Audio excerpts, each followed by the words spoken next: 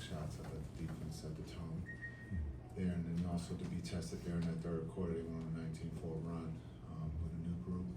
Everybody stayed together, got the stops, and then we got back to our pace a little bit there in that third. And then, unfortunately, with the injuries, we lost some guys there, but again, we've been there before, next man up, and I thought Marshall, Christie, everyone who participated there in that third and fourth was good. How's AD doing now? I guess all right. We'll see how he feels tomorrow. We saw a little bit of versatility from AD. He was able to do a lot of different things. I guess what were you most impressed by? He was AD. It's not that. It's very simple. It's not complex. It's like groceries. You know what you get. Coach Kidd. Right, Tim? You happy with those groceries today? Looks like the bag spilled in the third quarter. Think about back. But we can clean up. We're here to clean up the mess. It's all right. On all three. Or four. What do you think about Max's play tonight? Max was great. He's been great since we've gotten him. Understanding putting him in different roles. He was playing well before the trade for the Lakers, and so I think has just carried over for a 21-year-old to have the maturity and the ability to step into a new situation. It just shows his character and who he is. Coach Kidd, when you do have champions like Kyrie, like AD and Clay on the roster, can the chemistry come a little bit faster because they haven't been to the point where the team's trying to get to this season? Yeah, chemistry or the flow can come a little bit faster. Chemistry sometimes takes time, but the flow, because they know how to play, the basketball IQ, they know how to play off of each other. I think when you look at AD, he's pretty much just played off of someone in his career. And then also Kai, the same thing. So for those two, they understand how to play off of someone. And so you can see the flow in that first half was at a high.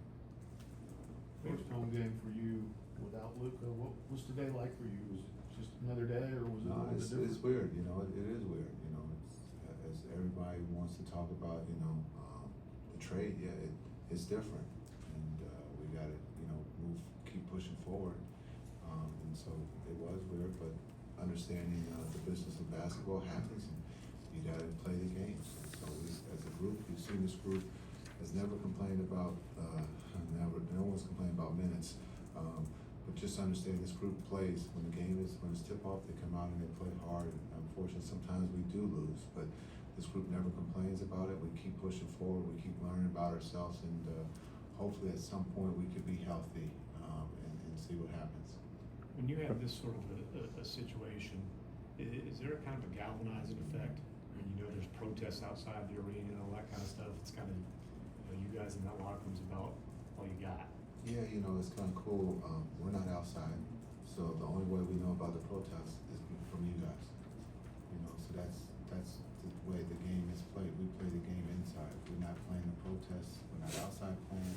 The protest has nothing to do with the game. So the protesters have the right to do that and understand where that's coming from. But the game is about basketball, and that group played at a high level against a very talented team in Houston. They're playing as well too. So big win for the Mavs. No matter what's happening outside the arena, the game is being played inside. So unless you guys tell them this is a protest, then it's a protest. AD said yesterday, Jason, that he wants to bring life to the city. How did you see that early on, and specifically the "I'm here" moment? What was that like? Yeah, I think that was pretty special. We saw what he did right off the bat on the floor, and then the moment of where he embraced the fans, and the fans embraced him, and that's special. And that's just, we have the best fans in the league, and for that moment to happen, for the announcement of when AD was announced, the moment of the cheer was as loud as it could be, and that just shows the support that he has and the welcome that he has come to Dallas. And as he said, he wants to help us win a championship, and that's what he's here to do. We got some big baskets out of Najee Marshall. Just tell us about his play. Yeah, he's been in this position for us all season. Playing the four, playing against the centers.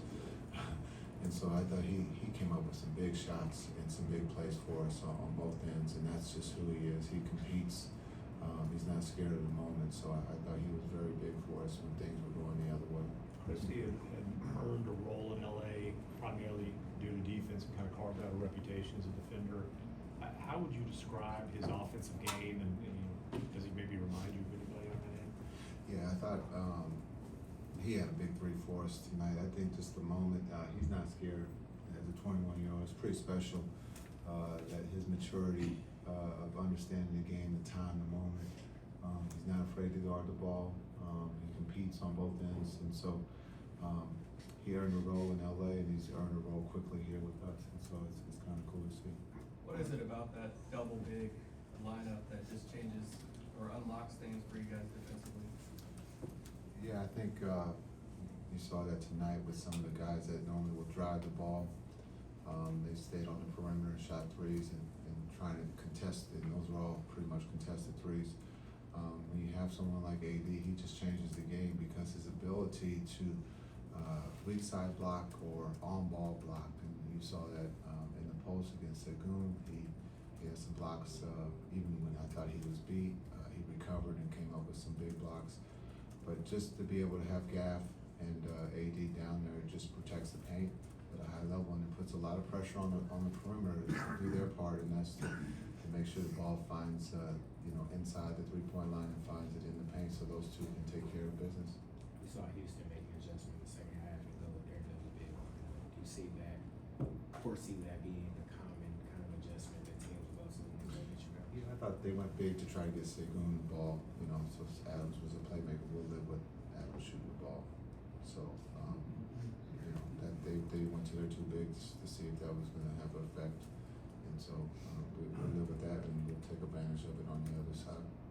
Was today an illustration of how much quicker things can come together defensively and offensively for the team? Yeah, I think our offense was coming from the defense, the block shots, the steals, the rebounding, being able to play with pace, the throw aheads. I think that's something that we have talked about, and now we're starting to do it at a high level. I think we mentioned it before. If we can play, get the ball over with 21, we're top 3 in the league, and so that puts a lot of pressure on the defense. And you can't load up on Kai, you can't load up on AD when you're playing that fast.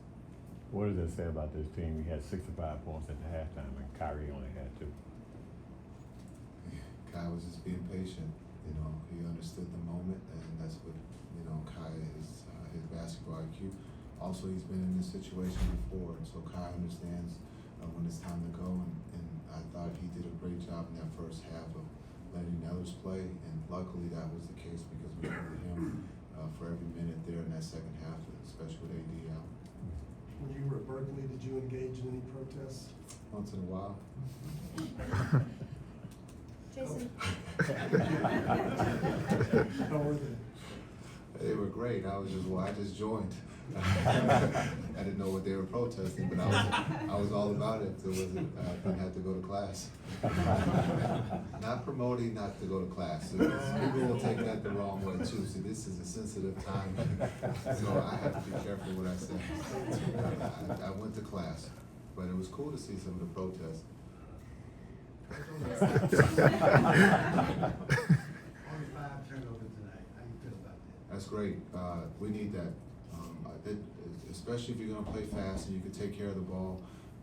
That's a big thing. That's actually a compliment to the group. If we want to play fast, take care of the ball, and to have that that type of number for turnovers, that means the group can take care of the ball and understands the importance of when we get the stop to be able to play with pace and take care of the ball and get a good shot. Jason, you talked about how it was weird to be playing at home without Luka today. And everything that's happened the last 7 days, is there a sense of relief to get this first home game post Luka out of the way? Yeah, I think as a relief, it's just part of the business. I've been in this business for a long time. I've been part of trades. Stuff happens, and you're judged on when you push forward or you move forward. You can stay stagnant. We can all think about Luka. He did everything he was supposed to do for the city, for the team, but things change, and now we're being judged on the change, and that's from the team and from the coach. And if you don't like it, then you got to get out of the business, and that's and that's fair. I've always respected everyone's opinion about me not being a good coach or whatever the situation is, but we're trying to win a championship. Last year we got an opportunity. The first year we were here, no one thought we were gonna go where we went, right? And so it's, you know, we're trying to build, you know, something that is, to hold that gold trophy. And it takes time, and change does happen in the middle of that, and that's what's taking place here. Thanks, everyone. Thanks. Appreciate it.